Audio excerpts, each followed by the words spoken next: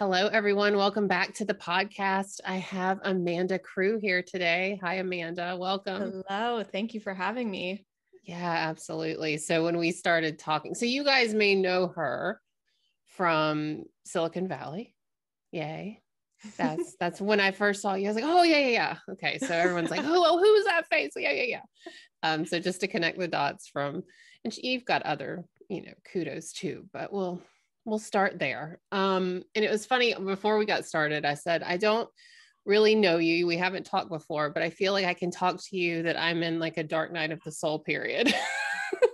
And you were like, yeah, totally. So I don't know if we want to lead with that, but I mean, is it what is it for you? Is it the pandemic? Is it just the world right now? Like what is going on that I'm tell me why I'm down. Yeah. No, it's like what is going on? Yeah. I wish I could blame it on the pandemic, but mine started I'm coming up on 5 years that I feel like I've been in this. And I feel like I'm not as much in the thick of it, although I feel like there was a second coming with the pandemic that like it's like a wave, but it actually started for me on my 30th birthday. Like I found myself at this outdoor shopping center. It's beautiful. It was my birthday and I was sobbing hysterically on this grass turf.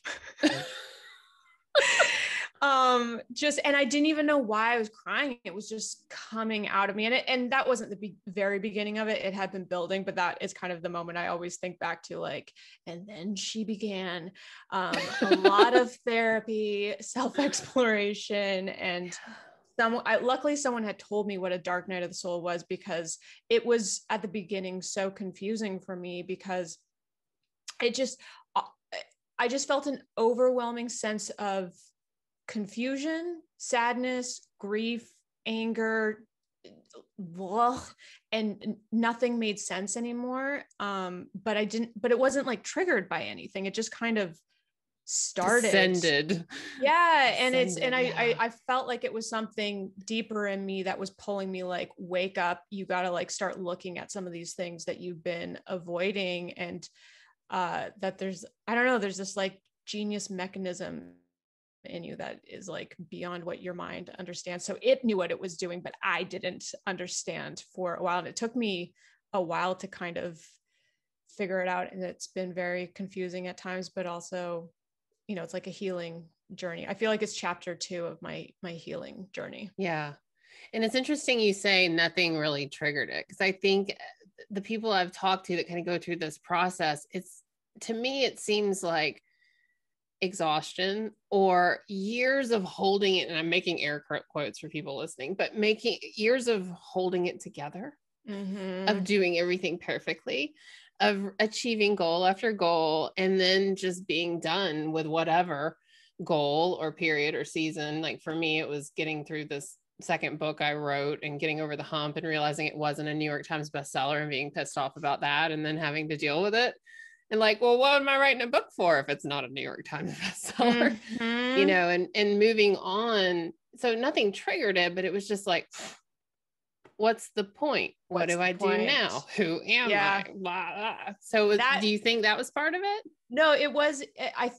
I didn't realize it at the beginning, but it was basically like, we were maybe 5 seasons into Silicon Valley, like all these dreams that I had as a younger girl, wanting to be an actor in Hollywood. Like I had achieved some form of these, like you're making the money, you have the bank account, you have the house, you have the partner, you have the career, you've gotten these jobs, and I'm fucking depressed. And it's just like, what?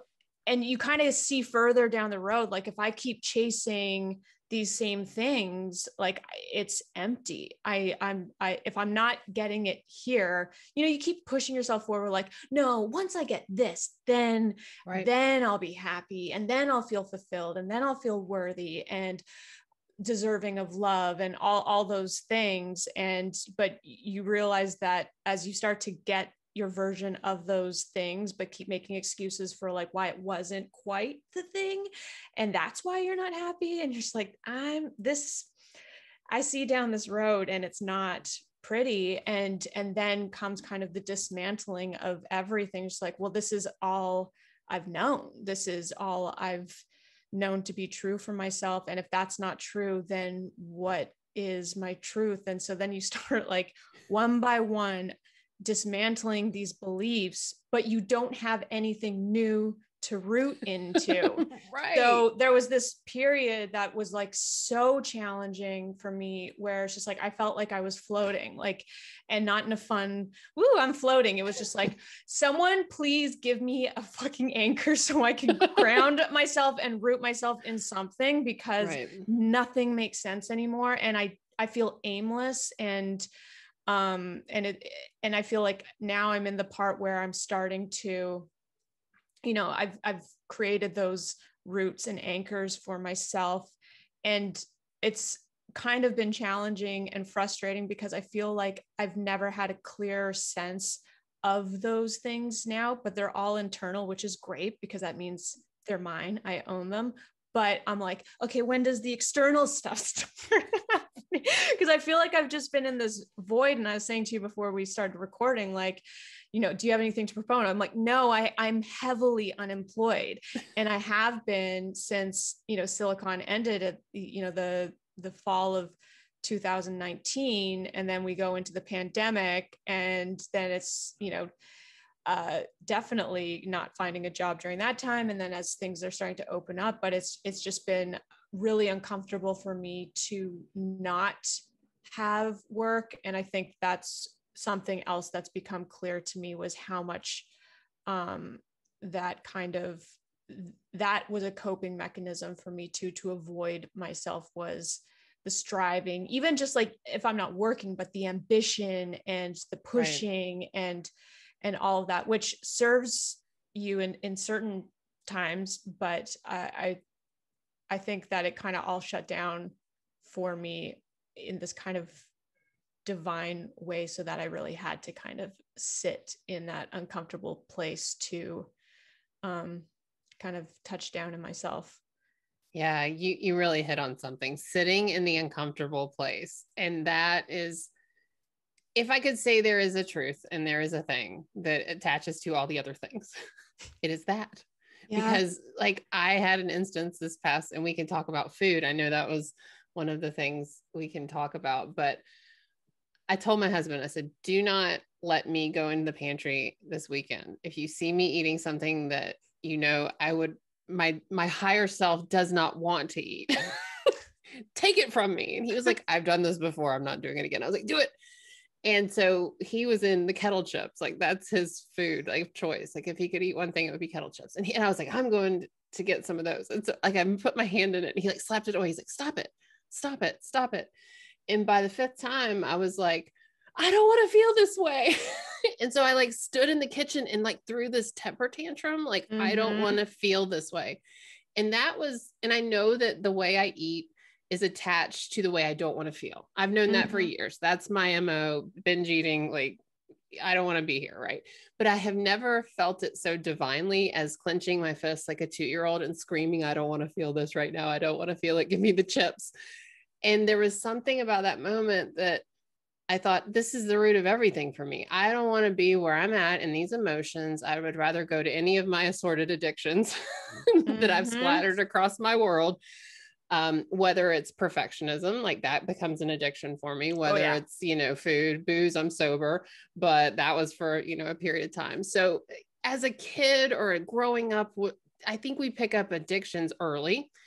Mine was approval of others, perfectionism, food. So is that you too? Oh, all of those of those are me. And I have really, that's been my tantrum is like, there's no vices left. Like I can't numb this out. Cause I also like, I stopped drinking like 2 years ago.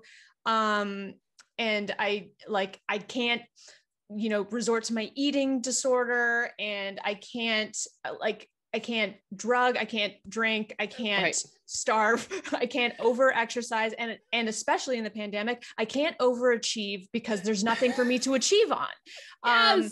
There's no job to go to, there's no auditions, and I really have like cut myself off from and it sounds so counter to what our culture says, but like I actively during the pandemic was like, you are not allowed to create a project to do. Nice. That is my other coping device, is just like, oh, I'll do this thing.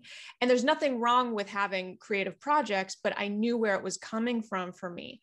And so there was just really nothing left except to just navel gaze. And I was done with navel gazing, and I was done with the therapy and the self-help books and all of that. And it was just so frustrating because I had nothing to numb me out except for Bravo TV. And that was the one thing that I think it's Glennon Doyle that says that, like, I have like no vices left. And so you will never take Bravo away from me.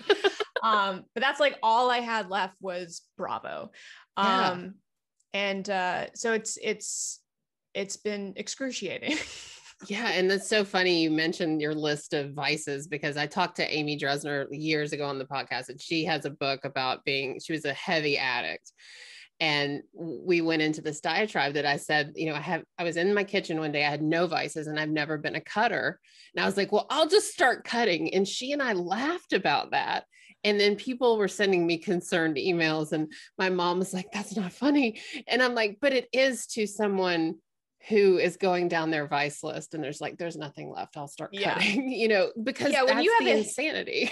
Yes. And when you have a history of addiction and numbing and vice and all, and we all have our version of it, but when you like hit some of those like higher versions of it, you have to have I have such a sense of humor about my eating disorder, because that has been a healing tool for me. And that's not, for everyone. But for me, it's how, I can make light of it. Otherwise, I will just still feel shame and punish myself for having had that history. So I totally get the sense of humor about it. So let's talk about that. Let's talk about your eating disorder. What did that look like for you? When did you become aware of it? When did it start, and how? And let's just walk through that. Yeah, I have a history of sexual trauma in my, childhood and later on in life. I think most women do to some degree. And I, looking back, I'm like, oh, there were seeds of this in high school, but it wasn't until I moved to Los Angeles that it really started to kind of fester. And there's so many different things that kind of came together at once to make it fester, which I'm now grateful for, because like, thank God it exploded. But it was, I didn't know how to, what we're talking about. I did not know how to sit with myself. I had no tools for that. And so I was just trying to do anything to avoid that dark stuff over there that happened, and how it made me feel about myself, and the people pleasing, wanting to be a good girl, successful, all of that stuff made me feel good. And so when I got to LA, in Vancouver, where I grew up and started my career acting, I had built, a reputation. All the casting directors knew me, but coming to LA, it's like, no one knew me. No one cared about me. And then you start looking around, you're like, well, why is that girl booking? And why is that girl booking? And this is, the height of Kate Moss and Nicole Richie, Paris Hilton, like Us Weekly covers of like, they're so skinny. And I'm like, that's the thing. That's what I need. Yeah. And so I really started restricting more and more, and you get obviously like a dopamine hit from each time you hit a higher level of restriction. And then I was also addicted to working out, and would just work out. I had like a calendar on my computer of just like what workouts I did each day. And there was not a single day off, oftentimes working out twice a day. I look back and I'm like, I have no idea. Like now I'm just like, I can't even run for 10 minutes anymore. I used to like sprint for like an hour. I must have looked like a psycho, like just this like frail, supremely underweight, undernourished girl, just like sprinting so manically on the treadmill. And I had like nothing in my body. Like I'd go on an empty stomach and I have no idea how I did that. But I think you just get into a mindset of just like like you're chasing a drug. Yeah. And so it all came to a boiling point when I was hiking, running, running uphill, downhill, and I tripped and obviously didn't have, like, it's like your brain's slower, your body's slower. And I ended up falling and cracking my knee. And similar to what we were talking about before, it's like this divine intervention where I broke my knee. I'm in this like leg brace. I can't work out. I can't work. I was supposed to start like this movie, and I was forced to sit with myself. And it's crazy when I look back. Like, I'm so grateful for it. Like, something intervened. It was just like, you need to sit. And it was the first time in that sitting that I could actually see physically what I had done to myself, and also what my life was. Like, I was just like, you don't even remember your day. You you don't feel pain, but you also don't feel joy. You are so numb. And who are these people in your life? What are these choices? Why are you smoking cigarettes? I was a vegan who smoked cigarettes. And so that was kind of, the turning point for me. And of course, it wasn't an overnight. It was so hard to let go of this thing that, although it was killing me, it also gave me great comfort. And it was like my best friend. It was the only thing I could rely on. It's what made me feel safe. And so to let go of that was really hard. And it's kind of like, a rope. It's like thread by thread by thread. And so it's like, I didn't let go of the working out at first. That it was like, okay, I'm not going to restrict as much. And I really did it on my own, which I also think is insane and is not something that I necessarily promote. But it is to say that there are different ways, and to trust kind of like where you're at. And I knew that if I could barely admit it to myself that I had an eating disorder. I couldn't even say it. I just knew, like, this is bad and this is dangerous. But it was just kind of piece by piece. And I didn't go to therapy for like years after, but it was just kind of that slow step backwards from it. Yeah. Well, you raise an interesting point, because like I got sober on my own, like just, cold turkey quit. And it was like 3 years later, I thought, oh shit, I'm actually not very sober at all. I just quit drinking. And it sounds like that too with you. It's like you stop the thing, and then the reason that you did the thing in the first place comes up. It's like, oh, just kidding. This is actually why you drank like that. And it's like, oh, so now, and it's trauma, right? It usually is some sort of trauma that we're trying to not sit with. Yeah, no, absolutely. And I really believed that, like, I had beat this thing and like I was done with it. And I do think, you heal a certain amount. Like, I could heal the surface level stuff. But I do think that was what the beginning of the dark night of the soul was for me. Like, on my 30th birthday, it was like, okay, so you've gotten to like a stable place. Now it's time. Like, you are now strong enough to go to the basement of your soul and like look at the stuff that you've been pushing down for, some of this stuff for like most of my life. And I wish therapy was available to everyone.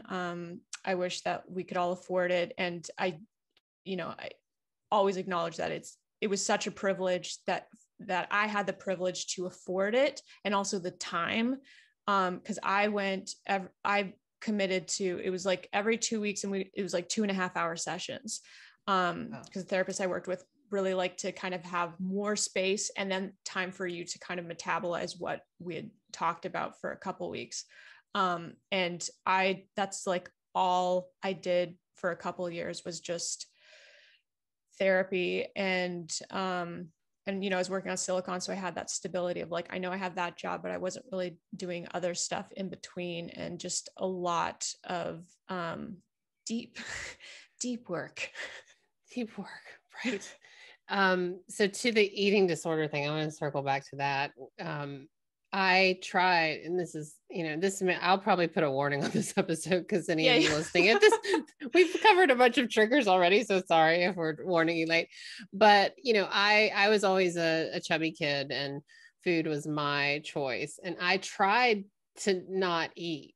Like I couldn't not eat, and I could never figure it out. Like, why can't I be an anorexic? I just want to be an anorexic. I just want to do that.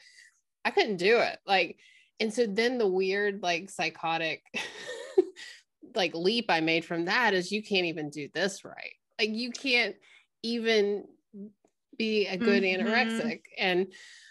But then when I look back on why, this was the age, and Fortune Feimster talks about it in her comedy show. Like, she and I are long lost sisters because she's like, I grew up in the time of snatching when people kidnapped children. And I was taught to be totally terrified that you were going to get snatched as a kid. Like, you're going to be walking down the road. Don't ever walk behind a van. And so I realized that part of the reason is being bigger is still equated as safety for me. And you mentioned the word safe. And so as much as I work out and try to be fit, and I always want to do this bodybuilding show, there's like a fundamental part of me that does not want a man to, or a beast, or anyone, or a really large woman to be able to come pick me up and take me somewhere. And so, like, when I watch a movie and a dude like picks up a girl and carries her, I'm like, good thing you can't pick me up. Or, I mean, it's this fundamental safety thing. And so when I came to terms with like, oh, I'm actually bigger because I feel safer, where with, anorexia or other disorders, it's control, right? I feel safer because I'm controlling this. We can connect that. I don't know, that really helped me to be like, oh, this actually isn't about the food. Yeah, no, it's same when I could connect the dots to, like you're saying, like the control that made me feel safe. That was how I was able to release a lot of shame around it. Yeah. And because I had the shame of like, oh my God, I'm this classic, like, actress who's obsessed with being skinny. Like, how much more cliche could you get?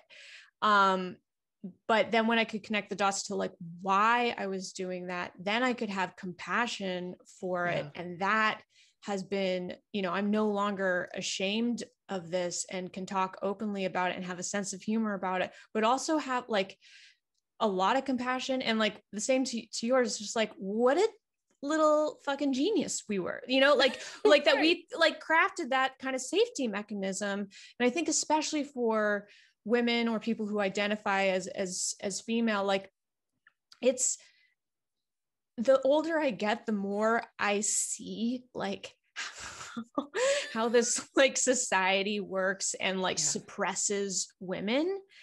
And it's like, once you see it, you can't unsee it. And then you just see more and more. It's like, no shit. I was trying to feel safe and could not feel safe. The other day I was like setting an alarm on my phone, and my husband, I go to bed really early, so he tucks me in, like I'm a child. And I was setting an alarm on my phone, and I had all these like, alarms there. And one of them was saved, and it was like some fucking affirmation that I had set like an alarm each day to remind myself I'm great.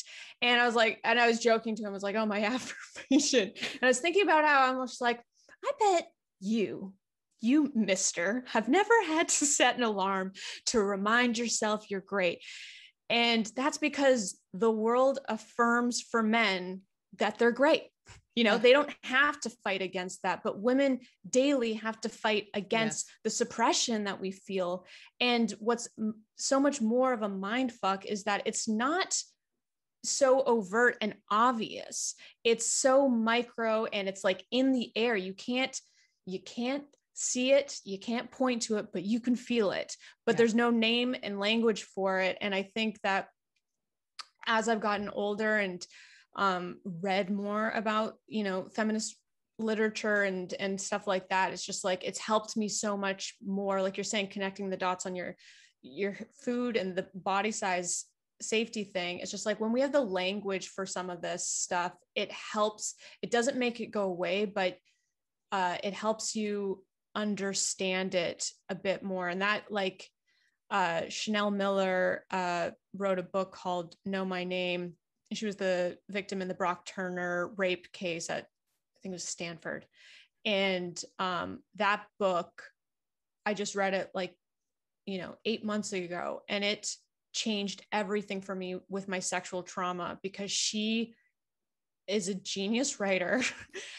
She gave such great language to what happens to you as a sexual assault victim, and the insidious ways that it just kind of takes over your brain and affects how you show up in the world and how you think about yourself.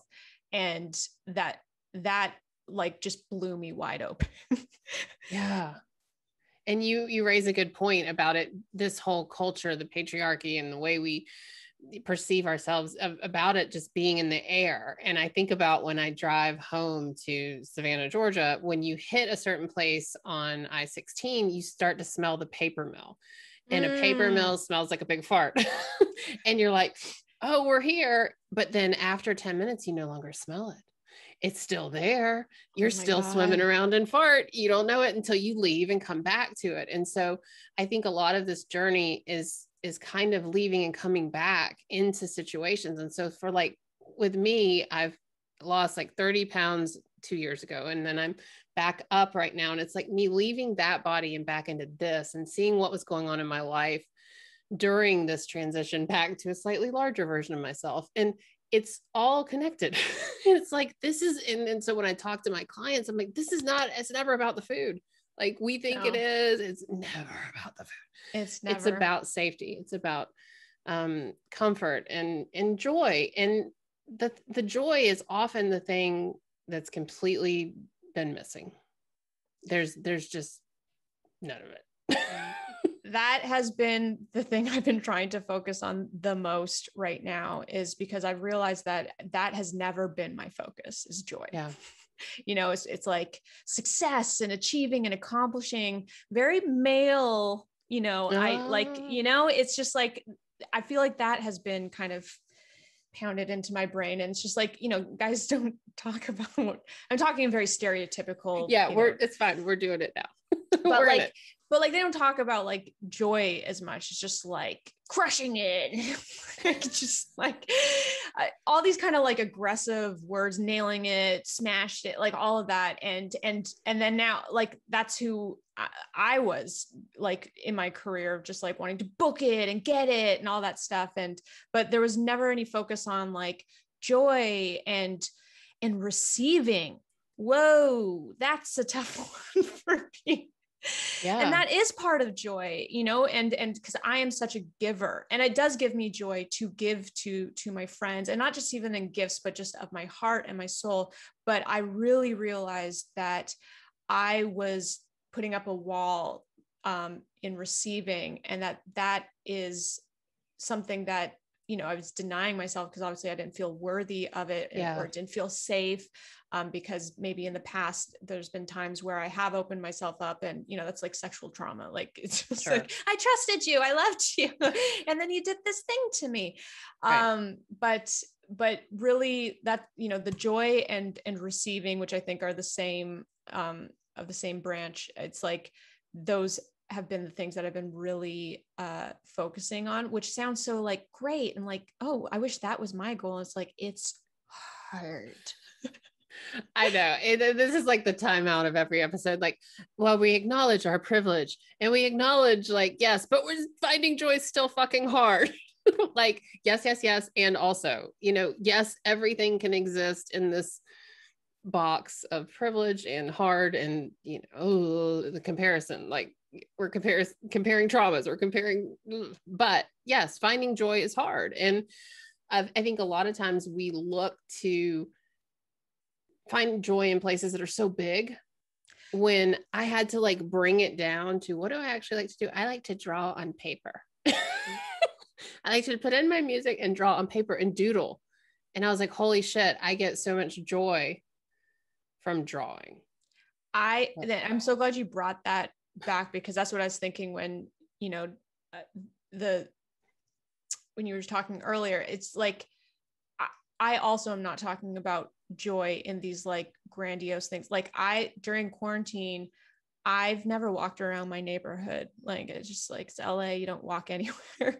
But the gyms are closed, everything's closed. And I started this ritual of every morning, just putting in my headphones, putting on the music or a podcast and walking for like an hour in my neighborhood. And it's something that it's my like morning meditation. Like, I love it so much. And seeing the neighborhood and how people's houses, like, oh, their trees are changing. Like, I'm turning into my dad. I'm like, oh, look how the clouds are changing. But it's so beautiful. And I'm starting to understand why people like meditate on nature and earth. It's like, it shows us how over seasons things change, and that's a beautiful thing. And I resist change so much because it feels scary. But like, if we didn't have change, then we wouldn't have, see the trees, their leaves turn orange, and then the leaves fall, and then it regrows and rebirth. It's like, it's such a beautiful metaphor for life, but we're so, locked into our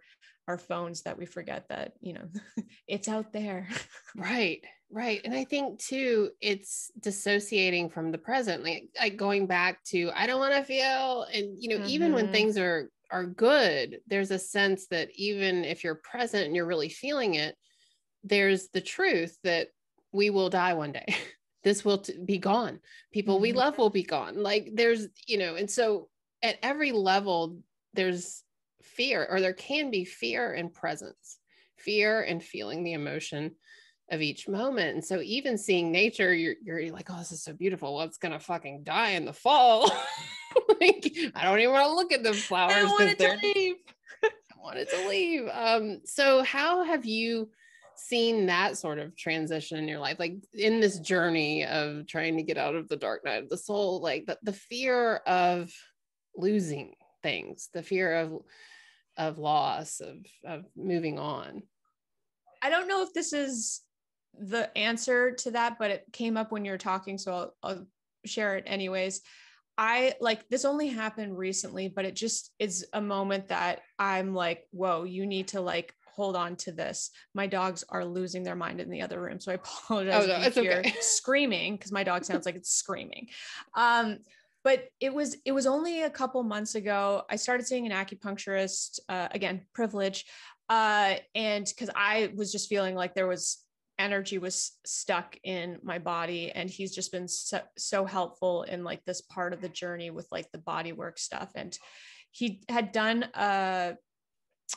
some trauma one on me, and the next day, and I felt so good. And then the next day I just started sobbing again, like just like the dark night of the soul, like for no reason, I'm just sobbing. And it just felt so terrifying. And I'm like, why am I crying? Like, I hate this.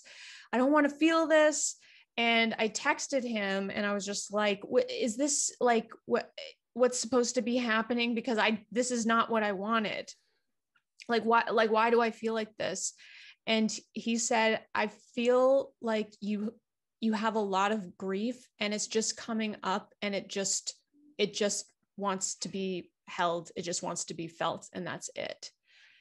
And I don't know why, but that was like, he just opened this door for me where I was like, oh, I don't have to try and fix it. I don't have to try and figure out what it is. I just have to hold it and like, just let it be, which sounds so simple, but I think it was the right timing in my journey. I'm such a fixer. I always want to know what the problem is, how to fix it, because that's my way of getting out of it. That's my way to not have to feel it. I can then just fix it. If you tell me anything like, oh, you have that problem, if you do this, it'll be fixed, I will do it to a T. I don't care how hard it is. I will do it. I will bulldoze my way through it. And that has served me for so long until it didn't, because it is another avoidance of feeling it. And so just this idea of like holding the grief, just like sitting with it, not trying to figure it out, not trying to fix it, but just letting it wash over you. And then it just freaking flows away. Like it was insane. It was just the most beautiful experience, because I really saw the power of it and kind of the mechanism of the body. Like there's something that chemically happens too. And, you know, it's happened a few times since, and I've just been like, there's this, you know, reaction that you want to like fix it, figure it out, or numb it or whatever, but just allowing it to wash over me. And then it passes so quickly. And I'm not saying that works every time. It's really hard to do still for me, but I think there's something in that will bleed out into like all aspects of life for me. Because that is, you know, what we're talking about, of like just sitting and like touching down in yourself, being okay with how things are right now. And that's the same thing I felt with the chips over the weekend and throwing my temper tantrum. I was like, ugh, and then it was gone. Yeah. And I thought, wait, so for 41 years, I've been stuffing food in that hole. And I just had to go, I don't want to feel this. Like that's, you know, that's the antidote to it. Are you kidding me? But like my husband has said, we've been married, this should be 20 years. And he has this little tagline for me, which is Meredith Atwood forcing her way through life since 1979, because it's this like, oh, well, we're just going to go right through this problem. And then here comes my dad this past weekend to visit. And I'm like, oh, I see. I see. Like, here's this man that I haven't seen in like 15 months because of the pandemic. And you know, he's forcing his way through room to room of the house, and like just the energy is very forceful and masculine. And I definitely took on my dad's energy growing up. Like I wanted to be like my daddy. I was a daddy's girl, take me hunting, shooting guns, you know, it's very masculine, which has served me well to a point, right? Until then the insanity starts and there's just no room for anything else. And so for like taking that moment of force and sitting instead is kind of what I've been doing the last 3 days. And I freaking hate it. I am miserable. Today I'm so miserable. Like I can't even do anything but shake my hands and say I'm miserable. Like what? Like, but like, and that's the thing is like, that's not celebrated in our society of like, no, you know, like, oh, wow, look at you just sitting in it. It's just like, no, fix it. And that's, again, like our society, our culture, patriarchy, capitalism, like all of that really has this kind of, you know, strong bulldog, you know, it's really rewarded. And I've really struggled with kind of, even I've been grappling with like, what does success mean to me? What is that outside of what I've been programmed to believe it is. And it's been so hard for me the past couple of years, where I remember at the end of 2019, everyone's posting like their accomplishments for the year, you know, like, which is a beautiful thing. Like we should celebrate our accomplishments and everything. And I was like, I could never take a photo of this year, because that was the year that I really like did a lot of the therapy was finally starting to transform into like the internal change. And I was like, I can't take a photo of it yet. It's like something I'm the most proud of what I've done this year, but like is not something that would be celebrated. And in fact, sometimes my honesty and vulnerability with some of that stuff makes people very uncomfortable. Yes. You know, like we just want to hear about like the person who like booked the job or like got like the raise or the book deal or whatever. Like that's like easy to be like, good for you. It's just like, I reckoned with my sexual trauma and rape and have done a lot of healing with that. And people are like, oh, right. It's like, gosh. And I even struggle with it too. I posted, you know, a couple of weeks ago about my sexual trauma history on Instagram. And it was like, I could not, like, I was just like, do not post another photo after, like, you just let it sit there. But like, there was a while there where I was just like, it's just out there. It's just sitting there. And then I eventually did like post something, because I was just like, I just need it to not be the first thing on the grid. Right. And that's how I feel about my book. So like my book, The Year of No Nonsense, has like a lighthearted tone, but it's not. Like there's the spoiler alert. And so like, you know, it's out in the world. And so every once in a while, it's like, I have this moment like, shit, it's still out there and it's never going anywhere. Right. And it's this I did it, and I'm glad I did. And, I had this fear when I published it, like, oh God, I'm going to be really sorry I did this one day, because it is so vulnerable and it is so honest. And it's not the thing that I think a lot of people bought the book and they thought, oh, I'm going to have like the best year ever, which it was published in December 2019, right before 2020. So there's the joke too, not lost on me. But this whole sense that when you are vulnerable, when you are honest, and it's not this go-getter, like fix your life, fix your, we did it, and it just sits out there.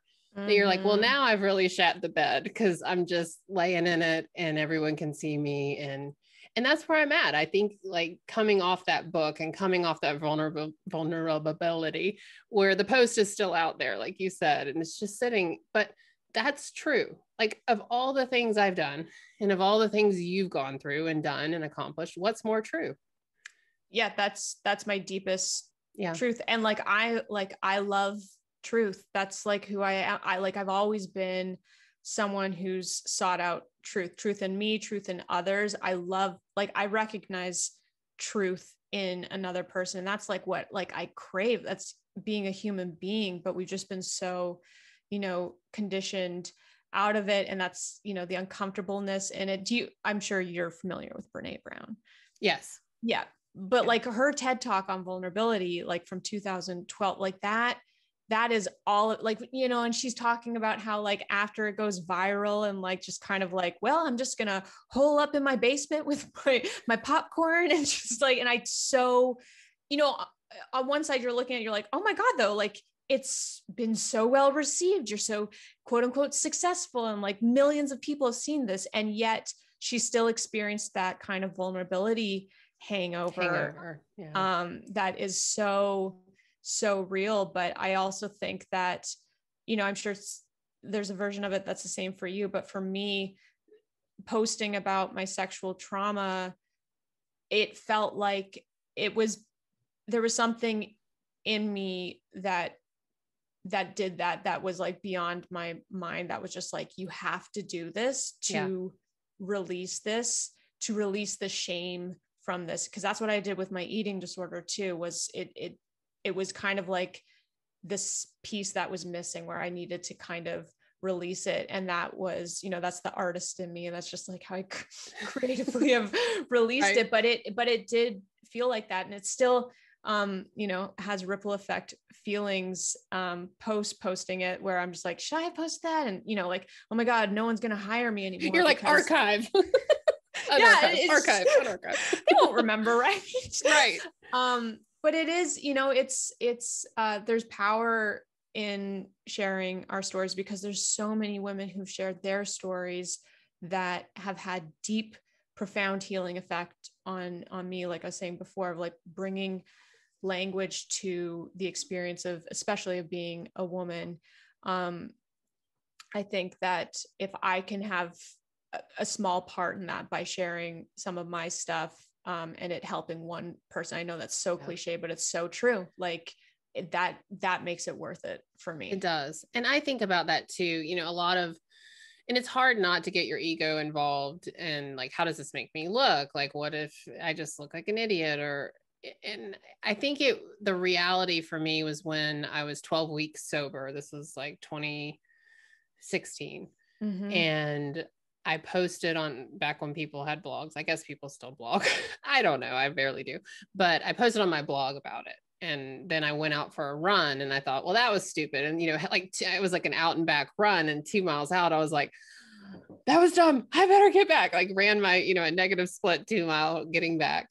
And when I got back, my inbox was full, and it was full of, you're so brave for doing this. Thank you for doing this. I'm 8 years sober if you need support. And it was like, oh, wait a minute. So this is what it actually is.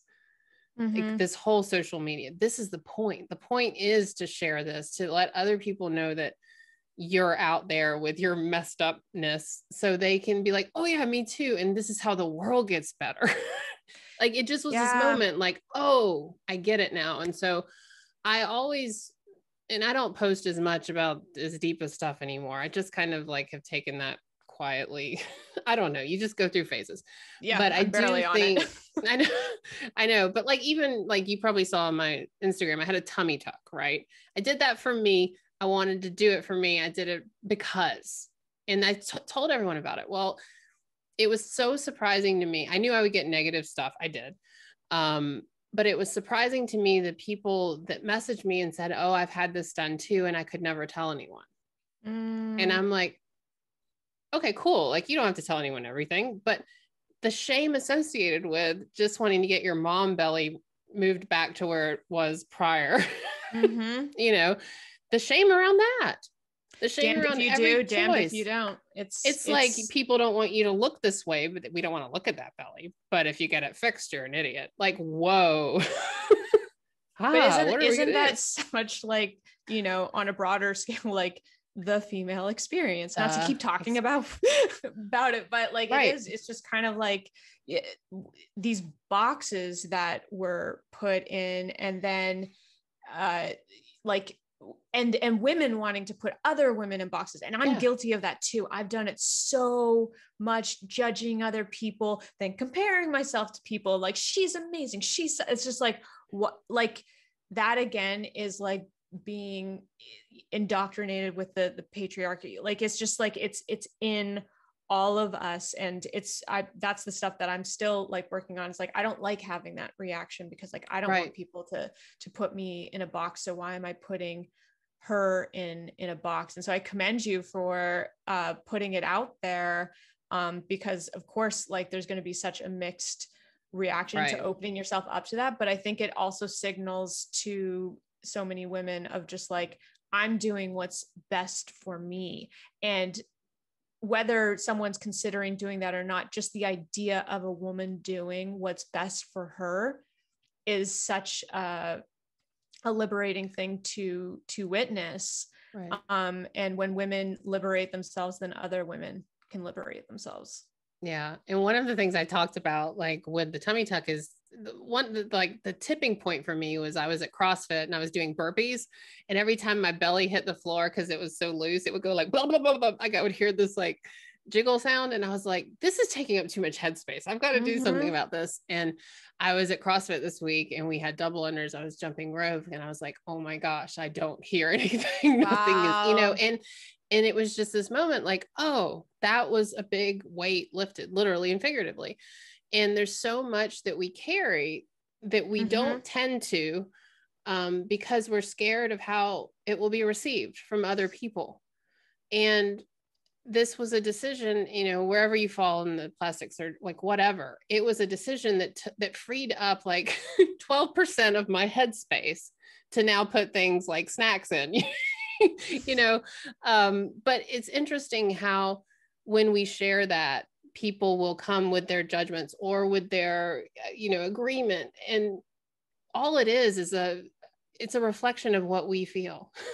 And so that's what I'm learning when 100%. I'm like, oh, that bitch done that. I'm like, oh, what in me is being set off by that? Jealousy. I'm just jealous. She looks so good. The end. I had a similar experience, of not similar, but my own version of that is like, I like a couple years ago found myself having such strong reactions to, especially like actresses posting like selfies and like their glamorous life. And I'm like, or like gym selfies, and not like, you know, like the super like filtered, all of that stuff. And like this voice coming in my head of just like, who the fuck does she think she is? You know, like, and like you said, like, I really was just like, okay, what is suppressed in you that you are having such a strong reaction to? Whatever her intention is, like what is it bringing out in you? And it, to me, it was just like that I didn't feel like I was allowed to take up space in whatever form it looked like for me. And that was like a big one. And it still comes up.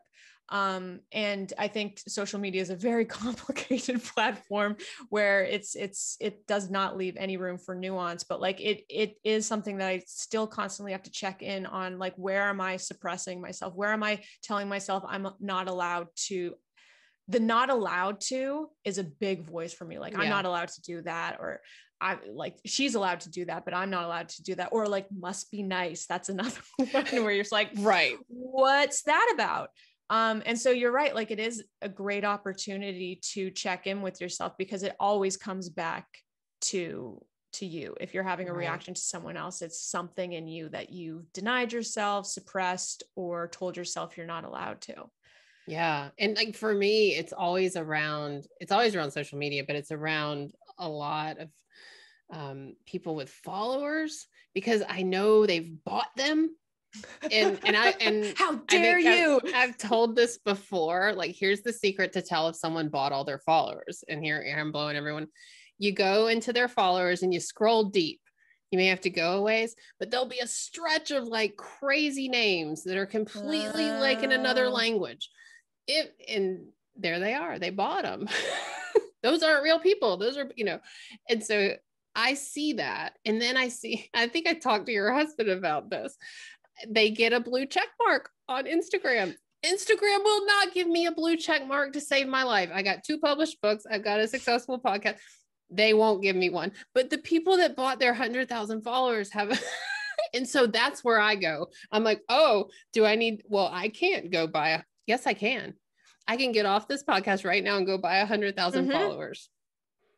But I stand on my principles. And so, to follow that thought train to where it leads is very telling. Like, oh, you really got an ego problem. Shit, yeah.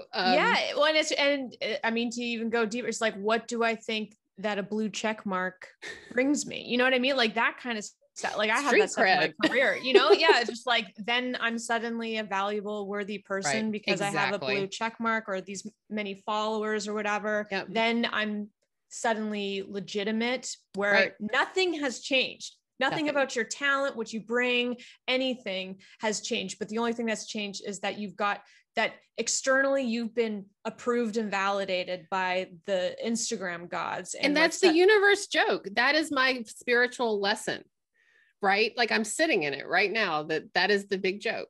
You're not going to be approved until you learn the lesson. It doesn't matter. Oh my God. When you learn it, the Instagram will be like, oh, we're so sorry. We forgot you. Yeah. My void of my career right now, I know, is about like you have to be like, you have to think you're amazing without getting the job or the paycheck or whatever. Like you need to feel that truly and authentically within yourself because otherwise none of this is going to mean anything, because you're going to constantly be in that cycle of like, I'm not good enough. They gave me the thing. I must be amazing, but it didn't make me feel good enough. So now I'll go after this thing. It's like, it's an empty cycle. And so it's hard to learn these lessons, and it takes time to like integrate it. But what I've seen for myself is that like, it has been worth it. My anxiety has gone down so much more, like the like all of it. It's just like, it's so much more calm. And then when it comes up, it doesn't seem like the scary beast anymore. It's just like, oh, you're back. You again. Oh, hello. Oh, hello. Yeah. Oh, hello. Yeah. And for me, when like, I'm like, oh, hello, it's like, okay, don't go eat. Don't go eat. It's not a party, because it used to be like, oh, it's a party, we should drink. There's no party when the depression comes. Like you don't need to serve it. You just need to sit with it. Ugh, fun with it. Oh my gosh, Amanda. See, I knew we would be friends. Like I don't know. We got so much in common. So absolutely. Tell me, what is next? And not in a triggering way, but what are you not like, so well, now I'm triggered. So now I'm triggered. So bye. But like, we're both in a dark night of the soul right now. Mm-hmm. For me, if you were to be like, what is next? Like, what are you doing next week? I have cleared my calendar. I like took lots of stuff off, and I'm forbidding myself to make any major life decisions until the kids start school in the fall. And I'm like, the fall, I love you're going to take 3 months off, everything in me is like 3 months to do nothing. And I'm not going to not do anything. I understand. But to not create a project and to not start a new book, like whatever, like I'll just be sitting here and all of a sudden I've launched a program. Like that's how I am. So when I ask you what's next for you, like what are you doing for your mental health? in this dark night of the soul, that's what I mean by what's next. Well, first of all, I'm so excited for you because like clearly your intuition is guiding you to that. And that has been something that like I've discovered is like, whoa, there's this mechanism in me that like knows what I need. If I just like get out of the way and stop trying to tell it. And so that like you doing this scary thing of like creating this open void for yourself is terrifying, but also so exciting because it's just like, what, like something's going to fill that, like, you know what I mean? And maybe it's nothing tangible on the external, but internally something will fill that. Like there's some you can't go through that and not be unchanged. And like kudos to you to honoring whatever told you to create that space for yourself, because that is something that you can trust. And I do think that the trust element has been like the biggest thing for me to expand on, because I've never been able to trust myself. And it's been all about, you know, seeking the external validation. Like they must know what's best for me. And so tuning all of that out, like good for you. And as far as for me, I kind of feel like it's like a little bit of the same in that I don't know what's coming up for me. But I do feel like, I know this sounds like crazy, but like usually when I meditate, like I get a visual of like a baby, like the head's coming out, like, and that's how I feel. Like, it's just like, I'm coming out, like I'm being birthed. It's time, but I don't know like what I'm being birthed into, and what's there. But instead of my old mechanism of trying to create the place that I land in, I'm trying to open myself up to, you know, the mystery of what that will be, and that trusting that if I get out of the way, it could probably be even greater than anything that I tried to force it to be. And that to me feels like terrifying, but also exciting and beautiful. And I love magic. So like, bring on the magic. Yeah.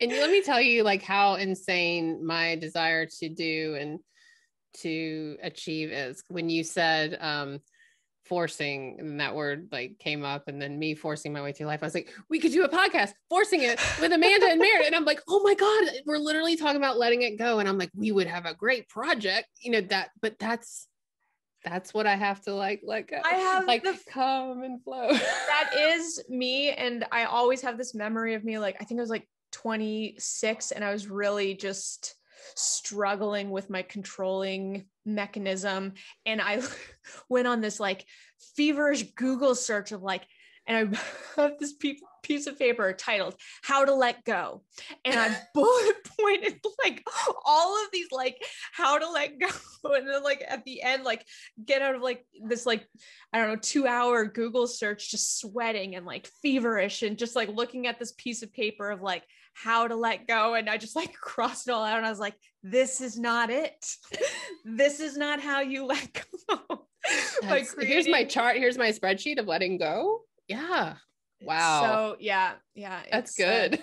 I have not reached spreadsheet status for letting go, but I can. I'm just haven't yet. I think so thanks for putting that in my head.